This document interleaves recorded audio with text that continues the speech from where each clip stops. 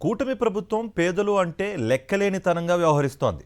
ప్రభుత్వం భూసేకరణ చేపట్టినప్పుడు వారికి పూర్తి స్థాయిలో ఆర్థిక సాయం, పునరావాసం చూపించిన తరువాతే వారిని తరలించాలి.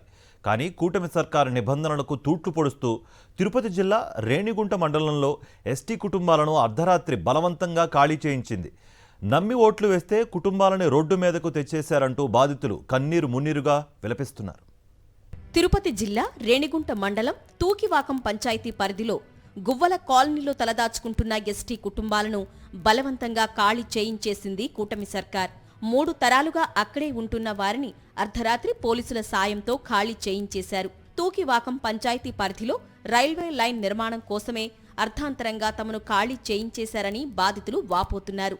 తాము ఖాళీ చేయమని చెప్పినా వినకుండా పోలీసుల సాయంతో తమ కుటుంబాలను రోడ్డున పడేసిందంటూ కన్నీరు మున్నీరుగా విలపిస్తున్నారు.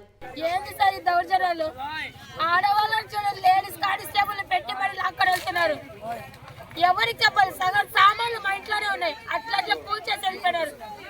ఎవరికైనా చెప్పాలి? ఎవరు సపోర్ట్ చేస్తారు? రూపాయి కూడ పెట్టుకొని కష్టపడి కట్ట ఇల్లులు ఇవి. మీ దగ్గర ఆస్తులు అడిగినామా, అంతస్తులు అడిగినామా? మేము మా ఇల్లులు కదా, వదిలండి అయ్యా, మేము ఇవ్వమంటున్నాం.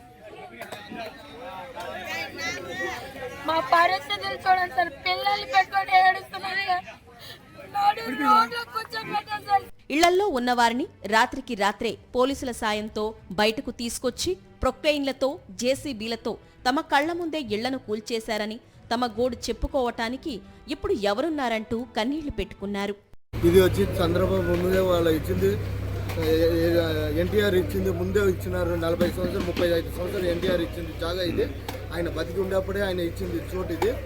ఆ చోటుకి 40-35 సంవత్సరాలు వచ్చే వరకు ఎవరు తాగలేదు, ఎవరు రాలేదు.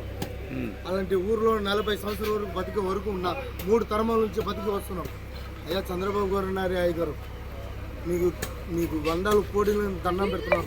ఇలాంటి జాగాలో మేము ఉండి బతికి మా బతుకులు పనిచేస్తున్నారయ్యా. మేము ఎవరికి చెప్పాలి? ఎవరున్నారు మాకు? ఎక్కడ అన్యాయం జరిగినా ముందు నేనుంటా అని చెప్పిన పవన్ ఇప్పుడు రావాలంటూ గువ్వల కాలనీ వాసులు డిమాండ్ చేస్తున్నారు. కూటమి ప్రభుత్వంలోనే తమకు అన్యాయం జరుగుతుందని, తమకు న్యాయం చెయ్యాలని డిమాండ్ చేశారు.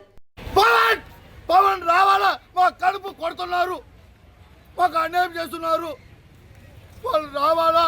మా పిల్లల పాపలు చూడాలా? మా పిల్లల పాపలు రోడ్డు మీద ఉన్నారు. దేవుడా, మేము ఆడిపోయేది ఎవరి దగ్గర అడిగేది, ఎవరి దగ్గర మాట్లాడేది, ఎవరి దగ్గర చెప్పేది ఎవరు లేవు మనకు. దేవుడా, పవన్ రావాలా? పవన్ రావాలా? పేదవారిపై కూటమి ప్రభుత్వానికి ఎందుకింత కక్ష అని బాధితులు ప్రశ్నిస్తున్నారు. అర్ధరాత్రి సమయంలో ఇళ్ల నుంచి బయటకు తీసుకొచ్చి పిల్లలు, ఆడవారిని, వృద్ధులను రోడ్డున పడేశారని వాపోయారు. ముందస్తు నోటీసులు ఇవ్వకుండా ఇళ్లను ఎలా కూలగొడతారని ప్రశ్నించారు.